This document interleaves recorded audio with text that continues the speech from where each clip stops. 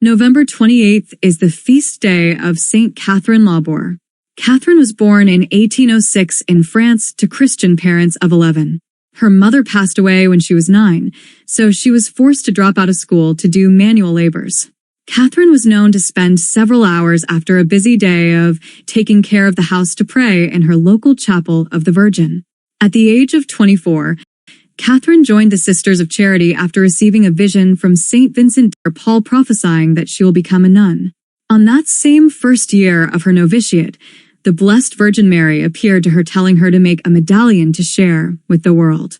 On the front of the oval medal is the image of the Blessed Virgin Mary standing on a serpent on a globe with ray of lights coming out of her hands.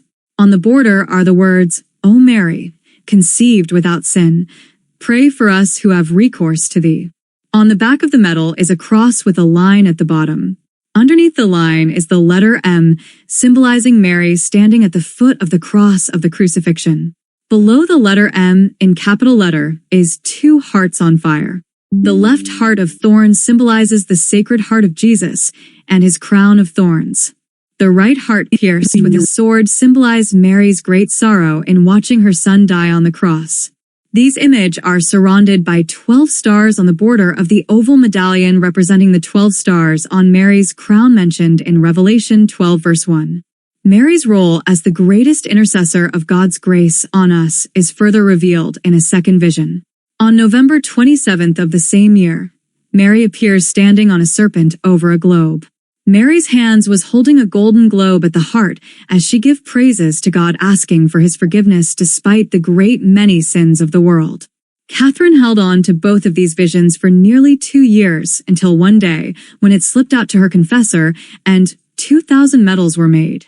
The Sisters of Charity started giving the medal to the elderly and the sick, and it results in almost instantaneous cure.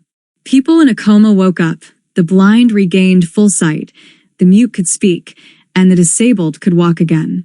News got out about the Miraculous Medal, and within the next 5 years, over 2 million more medals were made and distributed worldwide. 10 years later, in 1846, the bishops of the United States declared Mary Immaculate Conception as the patroness of the entire country.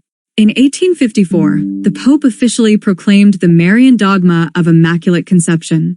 Catherine continued her life performing domestic duties, and by the year of her death, at the age of 76 in 1876, over 1 billion Miraculous Medal has been made.